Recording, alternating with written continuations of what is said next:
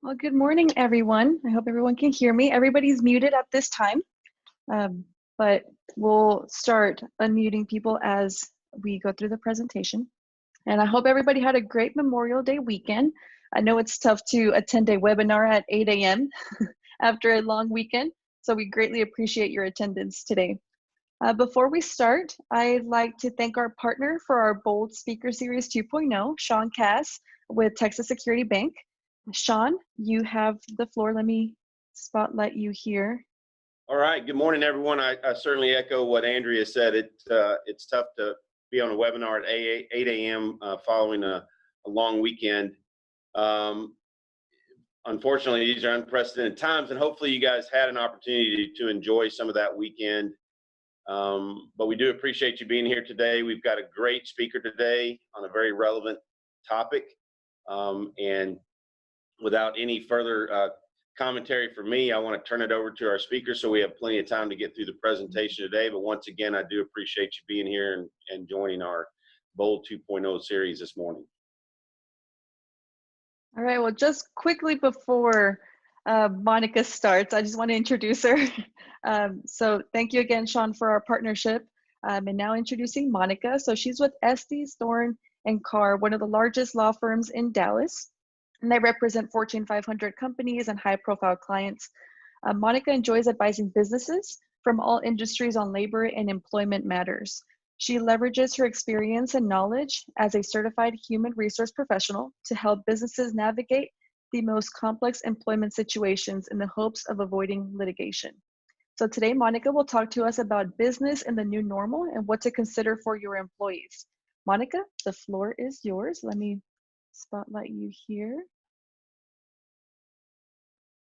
All right, Monica, you can unmute yourself. Okay, I got you. I got you unmuted there.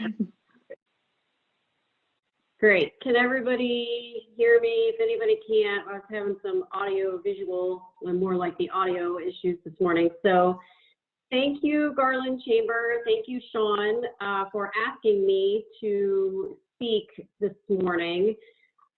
Initially, when Sean asked me, I was going to do a topic called the 10 things you don't know about employment law.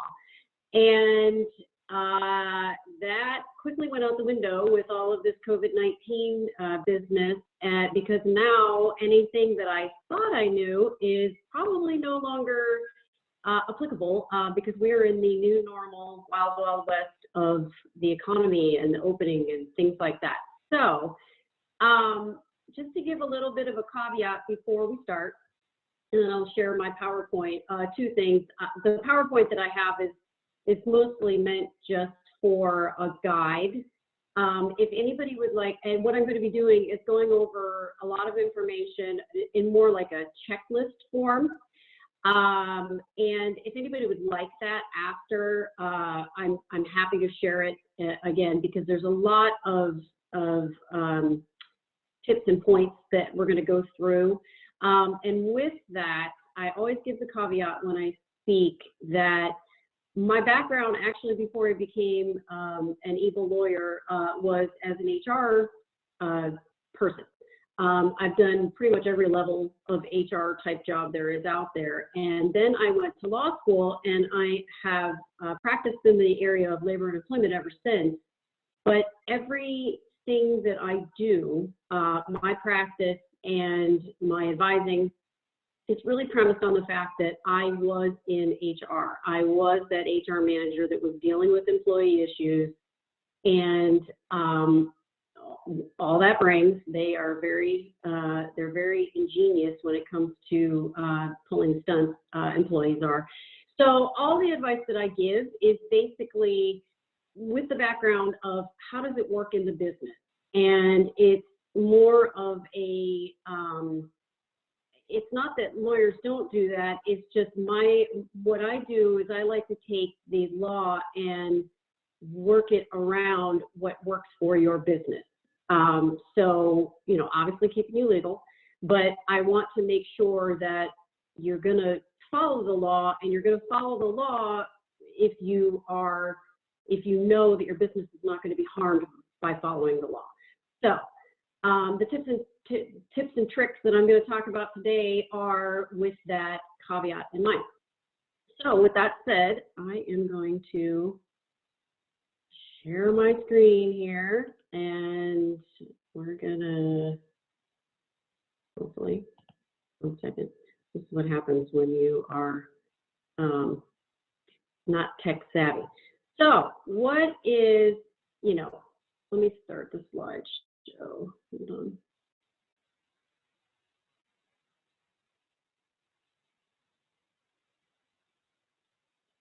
One second. Okay. So, navigating the unknown. As I said, this is unprecedented times. Nobody knows really what's going to happen. Some things have stayed the same, but a lot of things have changed. So, what does that mean? What I want to do is focus a little bit on the latest updates, because I know that's what really everybody is kind of looking for. And again, this is literally a moving target. And with that, I would highly, highly, highly recommend that you regularly consult the following websites, because they are, one, they have a lot of information on them, and two, they're actually being updated fairly regularly with some really good information. So with that said, the EEOC, their website, there's a lot of, and a lot of them also have special COVID-19 areas that you can go into. So the EEOC, OSHA, it's CDC, because the CDC, even though they're obviously disease experts, they are giving guidance on employment type issues. The Department of Labor has a lot of resources and frequently asked questions on their website. But also, you probably should consult your state and local health department and workforce websites. And I say state, obviously we're in Texas, and many of you probably only operate in Texas. But for the businesses that operate outside of Texas or outside of Dallas, that's going to be an issue, because there are a lot of inconsistencies on what's happening, even county by county. And I'm sure everybody will remember early on, Dallas County was different from Collin County. So that said, it's good to keep an eye on all of these different websites, and the health departments will talk about the latest numbers and what's the latest guidance as far as safety protocols, things like that. So getting into, I want to highlight just a few quick updates because these are the most recent, I guess, news from the EEOC as of, and this is now a couple weeks old, the 23rd of April.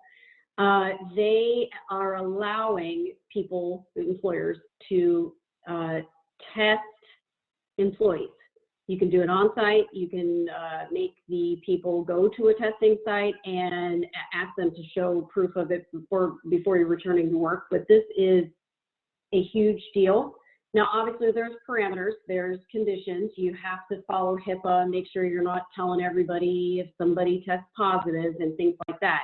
But it's a big tool for employers to use that they wouldn't normally be able to use, because it's considered a medical test under the Americans with Disabilities Act. And normally employers are not able to do that. And then on May 7th, so a few weeks ago, but still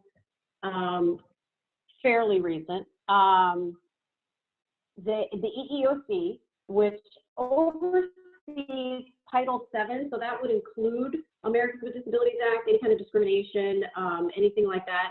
They did issue guidance on what they are calling, and I'm going to put in quotes, benevolent discrimination. And the thought behind that is that there are employers that are wanting to, or thinking that they're going to, keep people that are in at-risk groups from returning to work. And the EEOC is highly recommending that you do not do that. Never assume that somebody is going to consider themselves disabled, consider themselves at risk, be a risk. I'm going to go over it a little bit more, one way that the employer could do that, but just do not assume. Wait for the employees to come to you.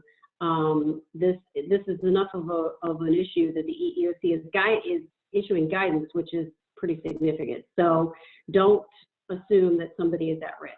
The other thing that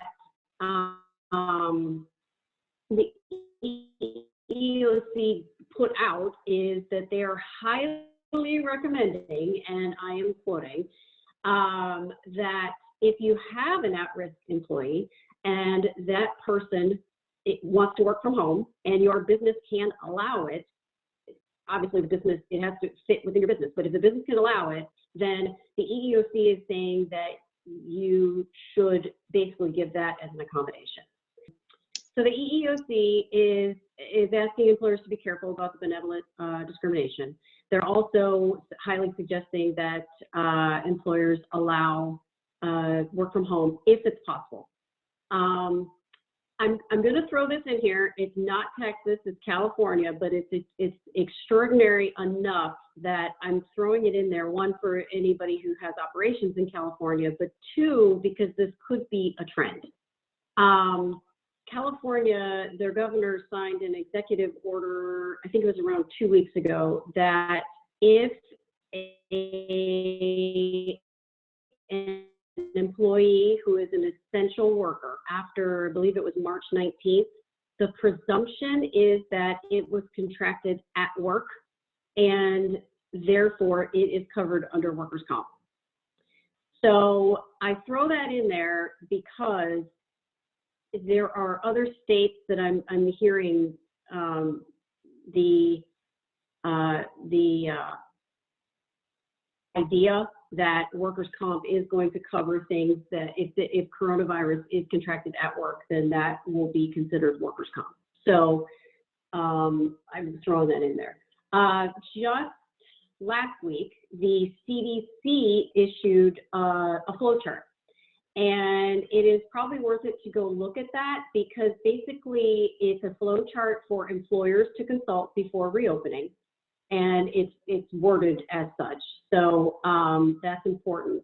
But it includes things in there like, obviously the flow chart starts where if you reopen, is that consistent with state and local guidelines?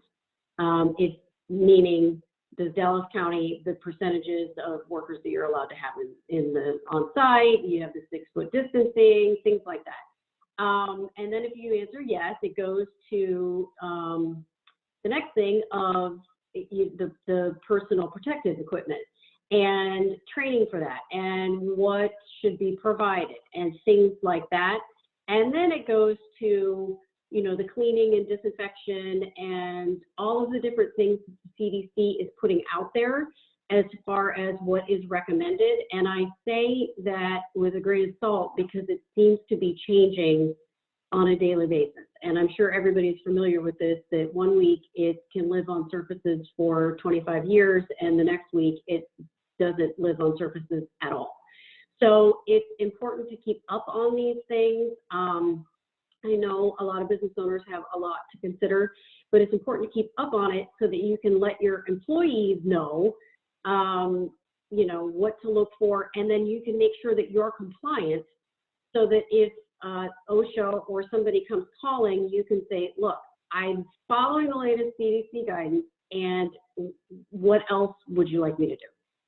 All right, with that, then OSHA had issued guidance, I believe it was Friday, that they are going to restart inspections, their on-site inspections that they normally do. They're going to restart them in areas where community spread is decreasing. So they're waiting in the areas where that's not decreased, but eventually it's going to happen again, like they did before. But they also put a note in there that they are receiving complaints from, or tips from concerned citizens and employees about who is essential, who's not essential, that people don't have adequate PPE, that employers are not making people stay 6 feet apart, that they're not cleaning. So it's, you might want to keep up on what the complaints that they're getting, because these are the things that your employers are going to be looking for. And then the last one is the SBA. The SBA issued some guidance for employers that to make sure that you're documenting your hiring and your firing, layoffs, furloughs, all of those things, because that is going to go into the recertification for the forgiveness for any loans that were gotten, but also they're just keeping an eye on what is going on as far as did you get any of the emergency loans, the PPP loans, and or are you still eligible for those loans? So they issued guidance on audit. Okay, so Andrea, could you advance to the next slide, please? And I included this quote in here because I thought that it was particularly appropriate for two reasons. Winston Churchill, if anybody has read about him, is one of these people that was obviously given a lot of opportunity, but crashed and burned early on, was basically just at the end of his career and remade himself, and look what he did. So I think that that's particularly appropriate for businesses in this environment, and a lot of businesses in the DFW area, particularly in Garland, were very agile and very nimble and reinvented themselves to stay afloat, and that is very admirable. But there's also nothing to be said that you can't still do that. And the quote then is, there is nothing wrong with change if it's in the right direction. So that's sort of the theme of where I'm going with this, of how do you plan for what's going to happen. And since this is the unknown and the wild, wild west, you can make it up sort of as you go along. So could we go to the next slide, please? Thank you. All right, pulling it all together. The new business normal. This is what is your business going to be. And what you're basically doing is you're looking at the future. How do you strategically reopen? And I say strategically, one, because you want to make sure you're compliant, but two, you want to make sure that your business is going to be able to stay in business. So what's your strategy? And if you have a plan, or at least something, you have an idea of what you want to do. It doesn't have to be very formal. That'd be nice if you could have a business plan, but right now everybody's in disaster mode and they're trying to just get by. So with that, you want to make sure that you have things in writing or something in the back of your mind so that you're taking the emotion out of your decisions. Because if there's a second wave, then we're going to run into this again. So you're trying to take the emotions out of what you do. But the other thing is you're keeping your employees in mind. And your plan, when you communicate it to employees and customers, it helps employees feel safer, it helps customers feel safer, and people who feel confident and secure mean more money for the business. From the employee perspective, they're more efficient, they're more likely to want to come back to work, they're not going to be worried all the time, so they're going to have more output.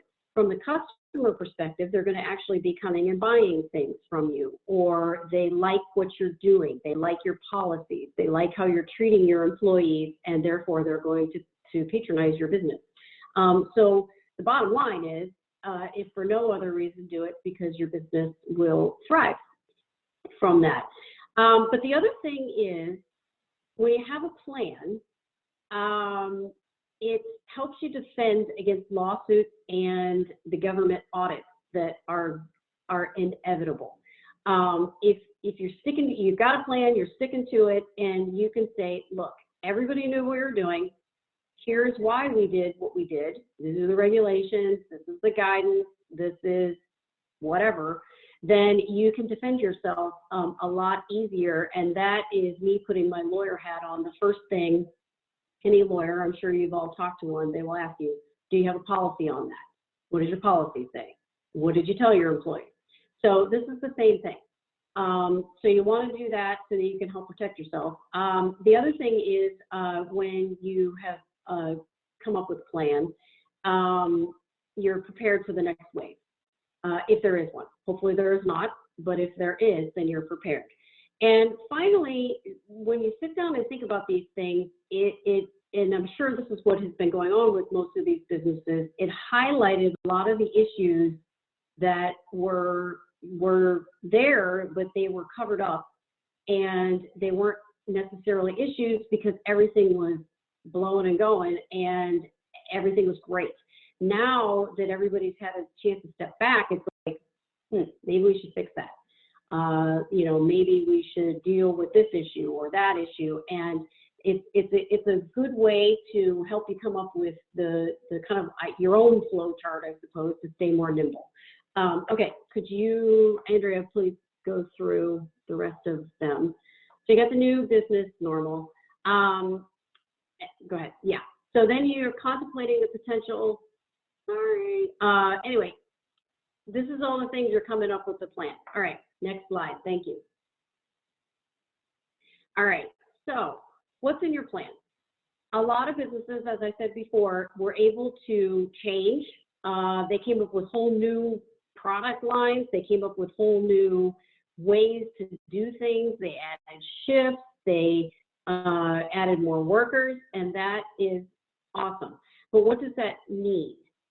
What does that look like now? Are you going to keep that? Are you going to keep your same level? If you hired more people, do you still need to hire more people? If you switch to making PPE, are you going to continue to make PPE? If you are, how long are you going to do that? And the reasoning behind looking at all of these things is from the employee perspective.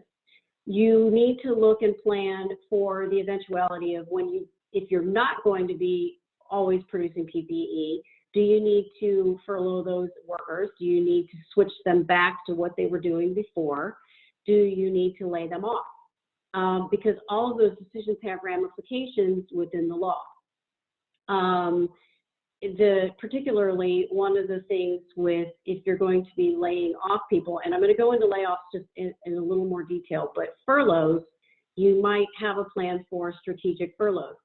And furloughs are particularly useful, in my opinion, for short-term fixes because the person stays an employee. And you know, they're not being paid, but they're still on the books, so to speak. It's a lot easier to rehire them, and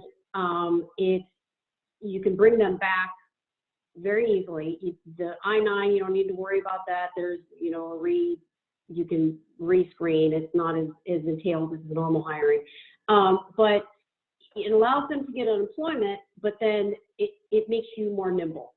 So you're considering things like that. What other employee issues? Do you need people to switch shifts? Do you need them to work a reduced schedule? Do you need to cut their pay? All of those considerations, while you can do them, the employer can change the terms and conditions of employment. Some of the decisions have ramifications from an employment or unemployment perspective or the Fair Labor Standards Act perspective. Whereas if you cut, in Texas in particular, if you cut 20% and somebody quits, it's considered a good cause for resigning so they can get unemployment. But realistically, even a small job cut could be something where it allows the person to go and file for unemployment. And that is important right now with the extra federal money that is being put in place for workers. And I'm sure everybody is aware of this. There are people that don't want to come back to work because they're actually making a lot more money on unemployment. I saw a statistic, and I think most states, it's at least 25% of workers are actually making more money on unemployment right now because of that federal supplement. And while that is supposed to end at the end of July, I'm not sure that it will. So you need to take into consideration things like this. You know, is cutting pay going to cause people to quit? And if they quit, can you absorb what the duties that they're performing? Because are you going to be able to find new people to replace behind them? So these are, and I know I'm throwing out a lot of questions, more questions than probably legal. We'll get to the legal in a minute. By the way, I'm trying to leave a lot of time at the end for question and answer, but the decisions that you're making, while you can do all of these legally, they're going to potentially affect lawsuits in the end because of the decisions that you made.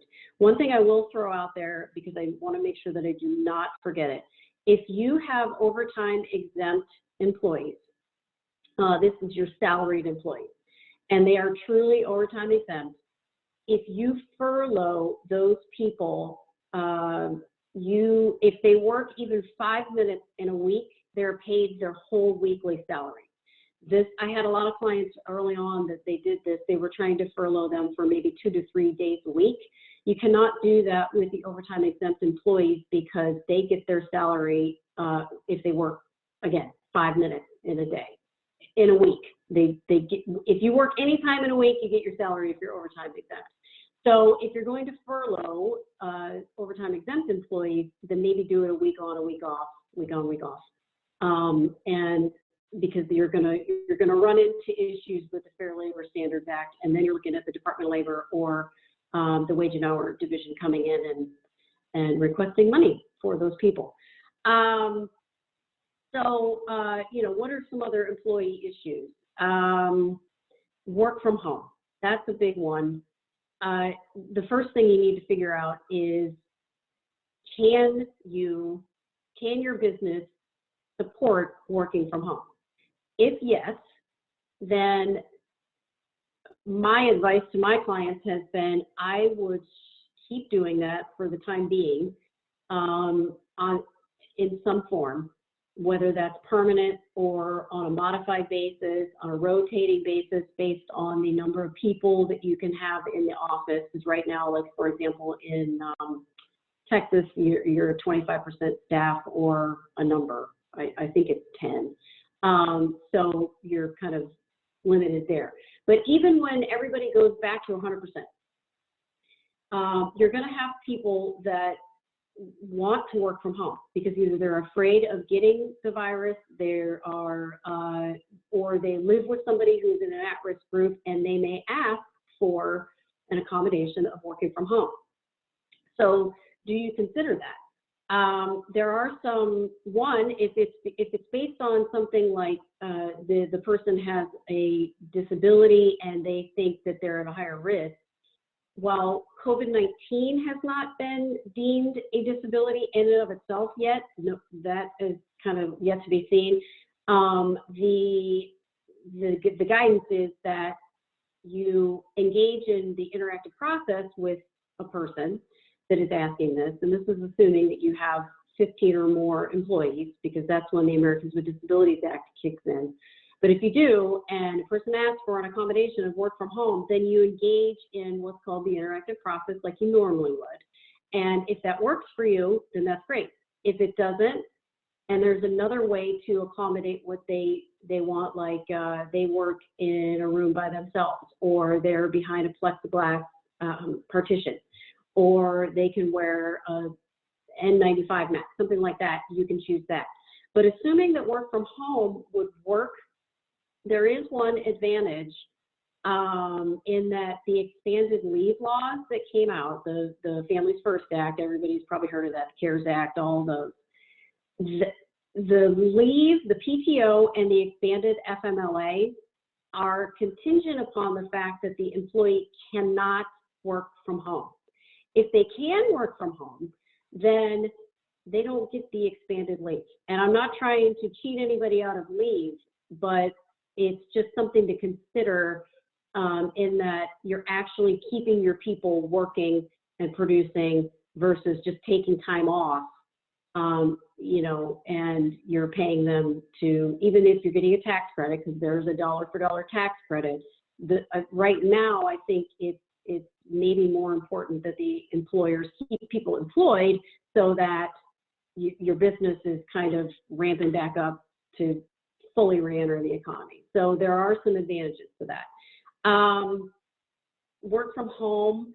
Another thing to consider is if you're going to do this and you haven't already, create a policy. And the reason why I say that is because there are a lot of issues with work from home that people just, I don't think, consider. For example, do you have adequate cybersecurity protections? Do you have the technology that you need? How do you deal with document storage? And the big thing that I see as a lawyer is workers' comp and OSHA still apply to people who are working in their homes. So what does that mean? Do you have to do an on-site audit and make sure that there's no hazards? That, you know, back in the day when I worked for the government, we had an employee that was on an administrative leave for a disciplinary investigation. And they were at home. Now, they weren't working from home. They were at home. And she was rearranging her cupboards while she was waiting to see if she was going to get fired. And she fell off the step stool and got workers' comp. So it was, you know, that was my entree into what the heck is, you know, but it's real. So you've got to worry about, are there 25 dogs in the office and the person's going to trip over them? And, or, you know, all of the issues that are going to happen. So you need to consider those because it does still apply. Another thing for working from home, if you're going to change up this, your reimbursement policies, and I'm going to throw this out there because I thought this was hilarious. Google employees were outraged because the employer wasn't reimbursing snacks and all the things that they normally get at Google headquarters, which is a ton. They wanted to have that at home. They wanted to have the at-home Google experience, apparently. And Google was like, no, we're not going to do that. And they were mad. So you might want to consider that. Like, are you going to pay for lunches and things like that? Because you normally would pay for that in the office. And then the final thing is watch for wage hours or wage issues when you're doing work from home. People probably are going to be working outside of the 8 to 5 if you let them.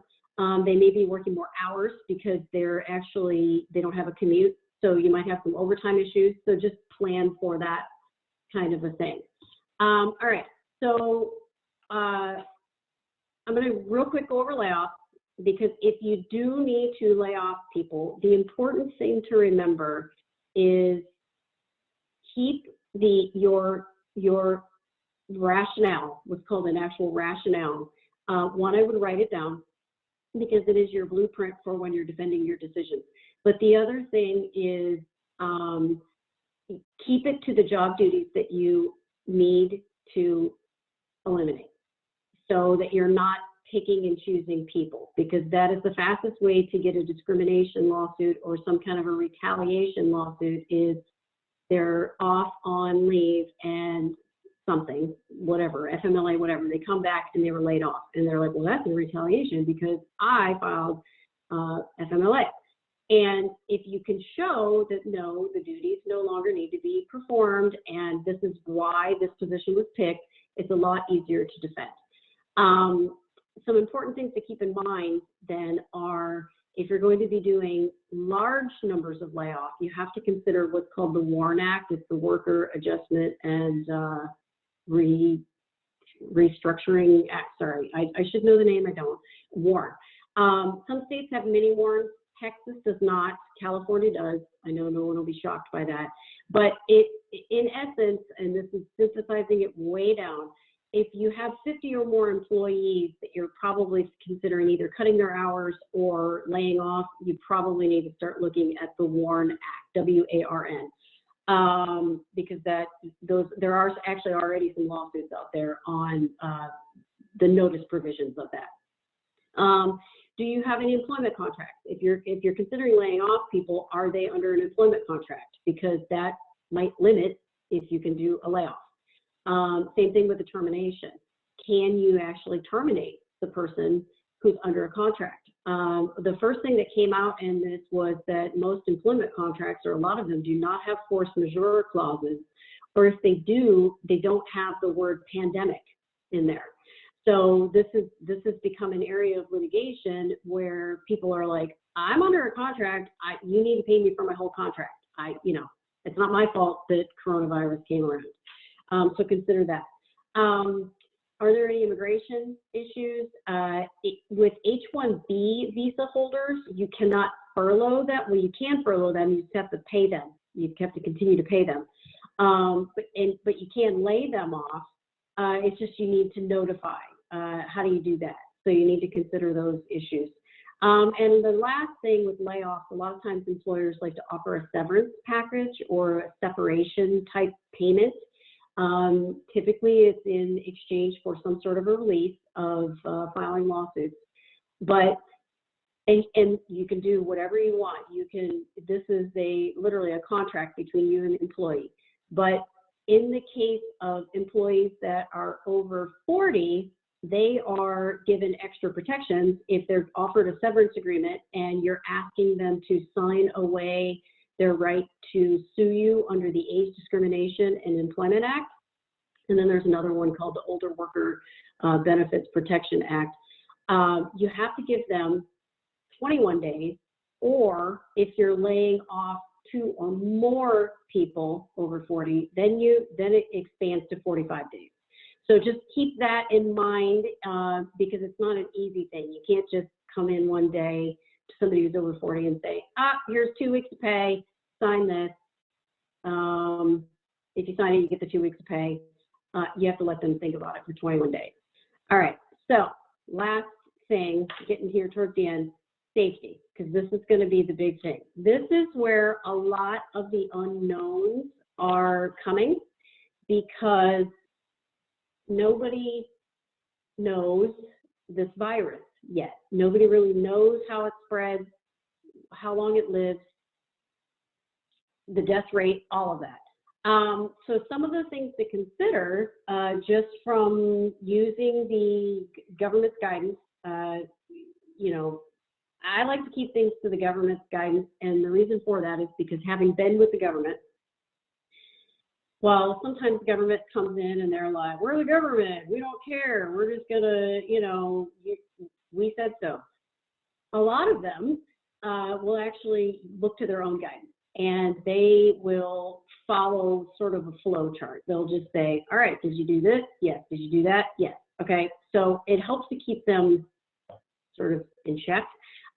So if you consult with government guidance, that's why it's usually a good thing to go back and just say, well, hey, here's your opinion on this. Why do you have a different opinion, Mr. Investigator? Sometimes that works. Sometimes it doesn't. It depends on your tone when you're saying that. But long story short, what are the safety protocols? Do you need to sanitize the whole place before you reopen? Do you need to have PPE for everybody? And what PPE do you need to have? Under OSHA, and this is not new, but it's being highlighted now, the employer has a general duty to keep the workplace safe. Well, what does that mean? And not surprisingly, OSHA is really not coming out and saying what they want employers to do with PPE. There is some guidance out there that it's like, I think level 4 would be like a hospital. Obviously, they give guidance for that. Level 3 is maybe just healthcare, like regular doctor's offices. They give guidance for that. But the average employer, there's not a whole lot of guidance as to what needs to be in place, PPE, and who has to pay for it. The assumption is that the employer has to pay for it, but they haven't specifically come out and said that. But in normal times, if under OSHA, like if you have safety hazards, there are things like you have to buy steel-toed boots for your employees. And things like that. And I know this is going to probably come as a shock to a lot of people, because when I was going back and looking, I'm like, I didn't know that you had to buy all that stuff, because a lot of employers don't do that. right? They don't buy, they make the employee go buy the steel-toed boots. So that's something that you need to dig into a little bit more, but the assumption is that you're going to at least need to set up some sanitization schedules, like cleaning schedules, probably a sanitization station. So you have some antibacterial stuff, you have access to soap and water to wash hands, probably a face mask, or at least bandanas that people can put over their faces, maybe a full face mask. You know, it's, again, there is no set protocol for this, but you need to consider what is going to make your employees feel safe and your customers feel safe. So I'm throwing that out there because, again, there's not a hard and fast rule. One thing that I will say is OSHA is making sure that employers know that they do need to train managers and employees on how to use any PPE that is put in place.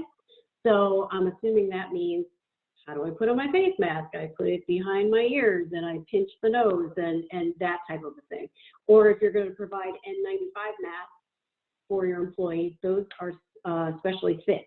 And you can go, I know there's a place in Garland that does the test. I think it's the, you know, if you can still smell whatever it is, then the mask is not working. So are you going to go that far? I don't know. The next big thing for the safety is temperature checks and testing.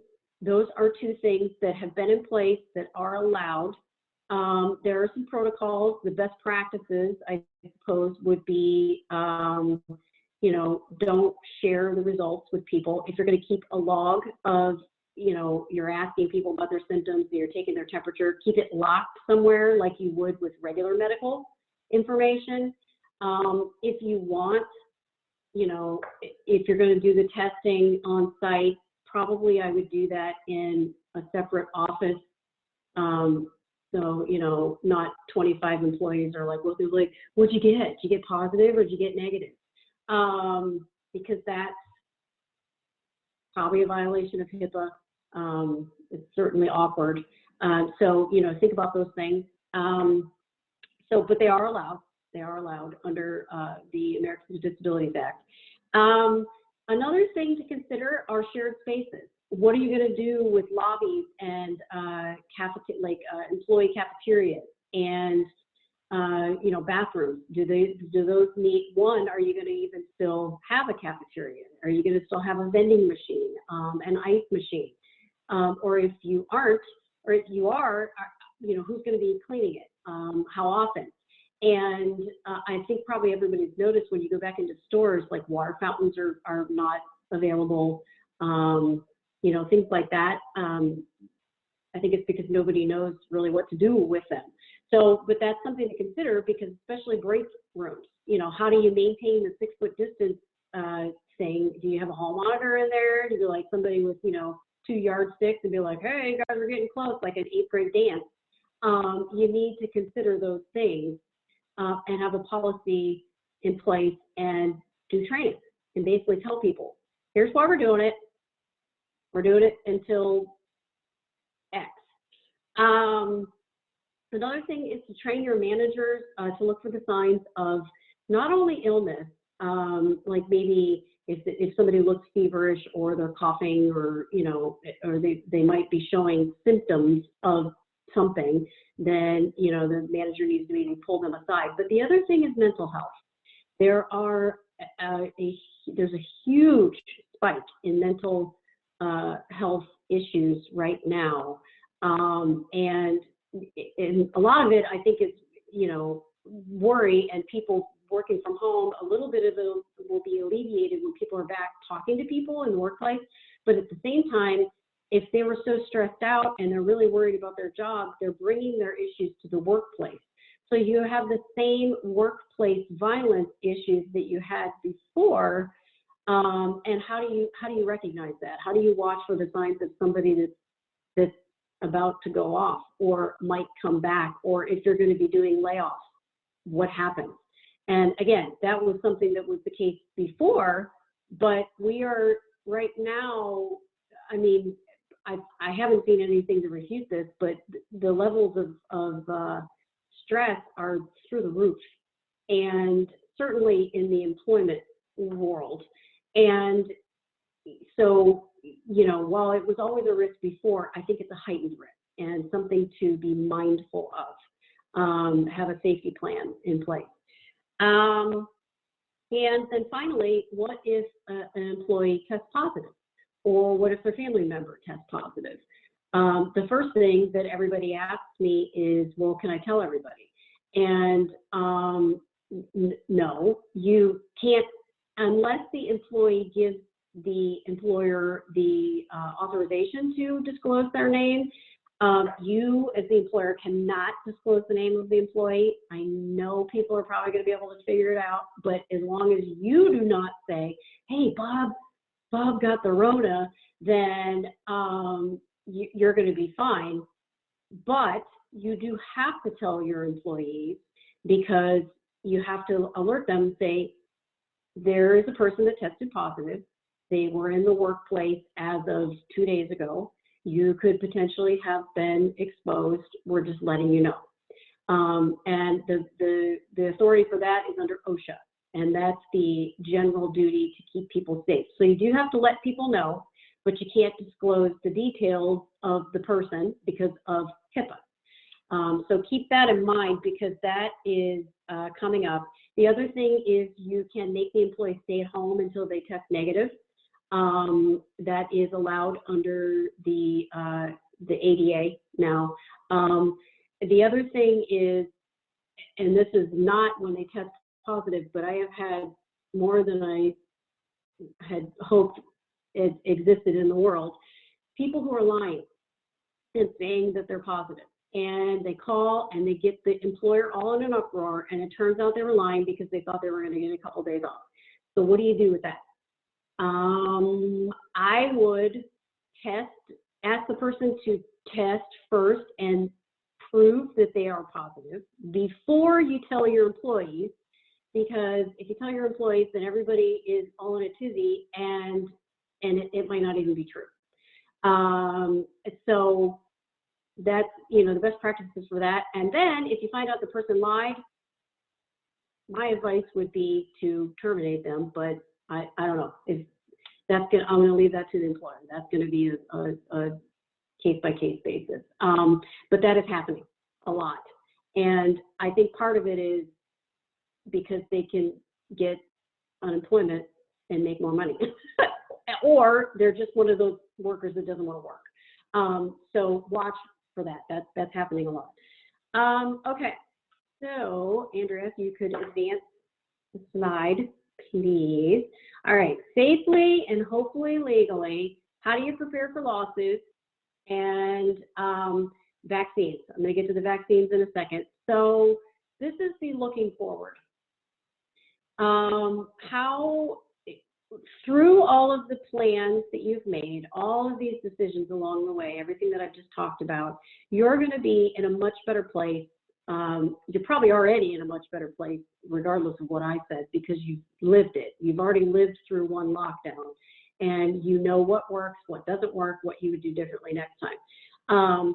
But that's important to maybe keep notes of what worked and what didn't work, or talk to other businesses and see best practices. Because if there is a second wave or a second lockdown, then you're prepared.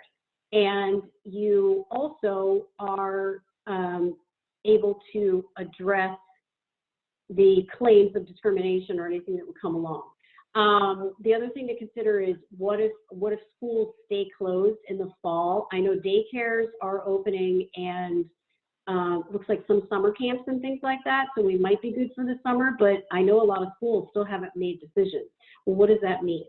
How do your employees, how are they going to deal with it? If the daycares stay open, it shouldn't be a problem, because hopefully they can put their kids in daycare. But can they afford daycare? So you need to prepare for the schools. Again, as of yesterday, I don't think most schools have decided what they're doing. Another thing to consider is cross-train people, because if there is a second wave and people get sick, you need to have the backup so that the job duties can continue to get done. This is something that in the best of times is advisable anyway, but just have a cross-training program and just make sure that there's somebody there still to perform. Maybe set up a strategic furlough plan. Again, if there is a second lockdown, who are the people that you're going to put on a furlough? Maybe you do it on a voluntary basis, whatever it is, have that in place, and maybe renegotiate some employment contracts if you can. If you have employment contracts. So on the lawsuits, the best preparation is the plan, something in writing, some sort of notice to employees that here's why I'm doing what I'm doing. Again, it does not have to be perfect because there is no perfect answer.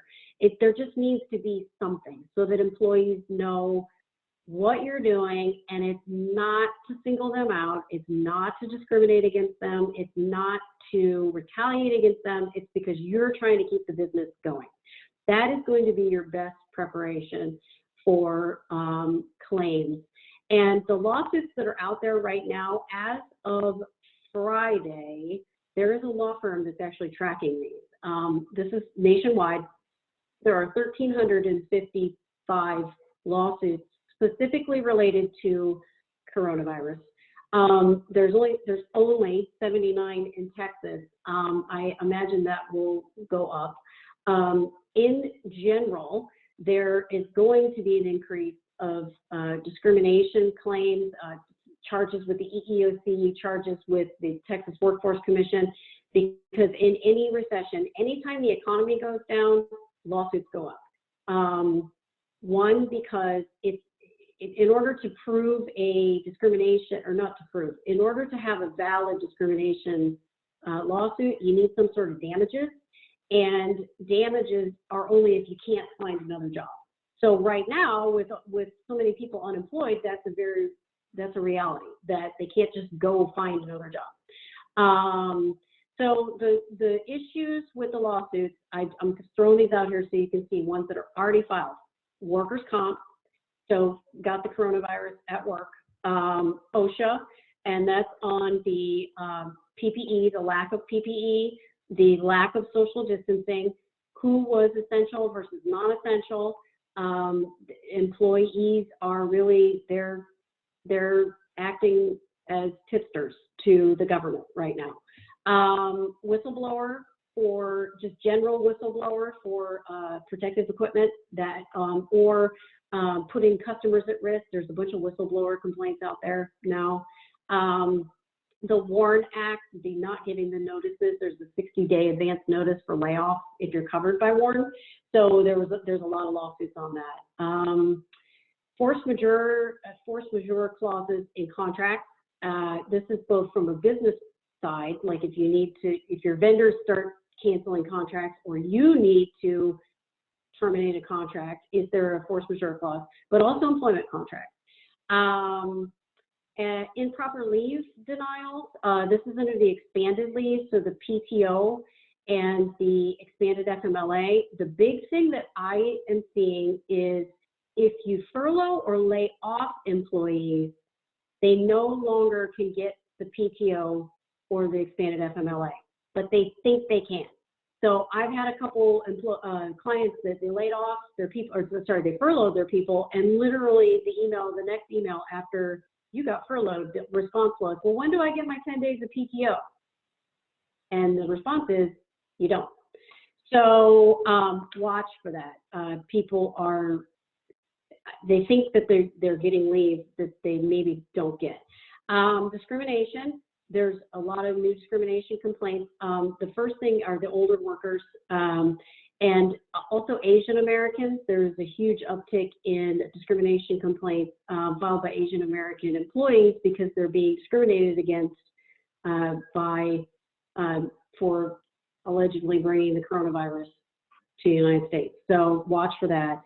And then also people that have the virus, they feel like they're being made pariah of, or they're retaliated against because they've gotten it. Wage issues, so this is just not paying people, improperly paying your overtime exempt. and then unlawful termination. So with that said, Andrea, if you could advance the slide. Okay, this is my contact info. And I see that I have questions. Andrea, do you want to read them to me, or you want me to read them, or? If you can see them, you're welcome to read them. I have a few in the chat. Okay, so let me go. Oops. All right. All right, hold on. I'm getting past I'm getting kicked out. Are the slides moving? Blah, blah, blah. Okay, hold on. All right, what am I required to do if an employee cannot come back to work due to childcare issues? They're claiming they don't have health due to virus concerns. Should we have a written plan or checklist for, okay, then I'm going to get to the second question. The childcare issues are the one thing, the only exemption under the expanded leave laws for employers that have less than 50 employees is the childcare. So if the employee can't come to work and you have less than 50 employees, then you could say that them not being at work is a harm, a detriment to your business, and you don't have to give them the expanded leave. Now, if you have more than 50 employees, or you can actually cover their absence, do you have to consider it? Yes, because the Department of Labor is requiring people to, if they ever do an audit, they're going to want to know why you denied people. But the one caveat I would put in there is that the child care issues, all of these expanded leaves, if the person can work from home, then you don't have to allow it, right? Because they can deal with it while they're working from home. So this is really going to only apply to the employers that cannot have employees working from home. And then what happens? And this is going to be, I've had a couple clients so far that they've had to deal with this in that the daycare is closed down, but turns out the daycares really weren't closed down and the employee was lying. Now, so that there's probably a little bit of an investigation that needs to happen. One, is there daycare available?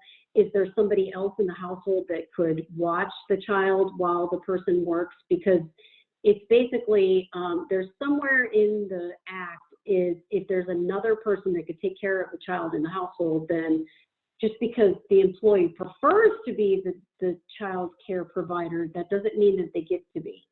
So it's not a one-size-fits-all answer. You're going to need to do an investigation if you get this employee question, and it's going to come down to your business and what's good for the business. So it's kind of like it's my typical lawyer answer. It depends. Sorry. So should we have a written plan or checklist for cleaning common shared areas like break rooms and lobbies? Yes, I would. I would actually put, you know, if you have a safety manager or a safety somebody, maybe put them in charge of who is the person, if there's going to be a team of people that are doing it, if they're going to be doing it, but make sure it's getting done. I would keep a copy of the daily cleaning log, and the only reason I'm saying this is because I'm just thinking if OSHA comes in and does an audit, it'd be nice to have the paperwork to show, look, here's the initials of the people that did it, here's the hours that we did it, and here's what we did.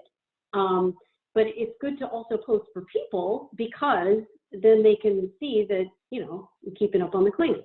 But again, probably assign somebody and make sure that somebody's watching the pot and make sure, like, if there's a big spill, it's just like in normal times, if there's a spill, somebody cleans it up, right? So this is going to be the same thing, you know, and that's where the CDC guidance is going to come into. Does it need to be every hour? Does it need to be once a day? Does it need to be every 15 minutes?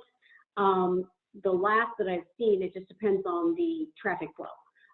If it's in a lobby, it's probably cleaned more often than, you know, the back part of your office that nobody really goes to. So that's my advice on those. How are we supposed to enforce OSHA safety concerns, workers' comp issues, and employees' home? This is the, there is no right answer to this. There are employers that just have a policy and say to the employees, hey, you can't have like live wires in your house, and you know, don't have a ladder in front of your desk, stuff like that. And I'm being facetious, but it's crazy what people will do. Some employers rely just on that. Some employers go as far as to do a home visit. They actually do an assessment in the worker's home. Now, with the social distancing going on, I'm not sure you can really do that. Maybe what you do is you have the employee provide pictures of, you know, here's where I'm working. Hopefully it's a separate space. It's not just a dining room table, you know, in the middle of 20 people, but whatever. And, you know, there's a desk and there's a printer and you don't see any wires and stuff like that. And then some of it's just going to be, I guess, on faith that the employee keeps up on that. But a policy goes a long way into saying, look, we're watching for this. We don't want you to have any issues. You need to practice good safety. Maybe you give them a copy of OSHA guidelines for work from home for remote offices. There is guidance out there on that, and ask the employees to follow it. So that's something that you can do. But again, it's going to come down to the enforcement is keeping tabs on people, watching their productivity. If they're not productive, why? You know, if you can watch that, you know, dig a little deeper and see what you can find out. And those are the only two questions that I have in my chat. If anybody would like to submit another question, you are welcome to do that. We're going to stop sharing here. All right. Okay, well, if we don't have any more questions, that's the end of our presentation. Thank you, Monica, for giving us this great information. And like I said, we're recording this.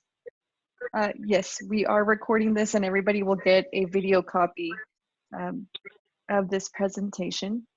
All right, just a few notes here and some reminders. Sorry, what was that? Monica? Oh, I thought you said something. Okay. No, I was going to say there is one more thing. There's another question that came in, and then I forgot to talk about vaccines. Can I just take 2 seconds? Yeah, of course. Vaccines. Right now, there obviously isn't a vaccine, but there will eventually be a vaccine. What I would say is, as of today, the EEOC prohibits employers requiring vaccines. So I don't know if that's going to change, but right now you cannot require your employees to show that they've got a vaccine. Now, I suspect that's going to change, but I don't know.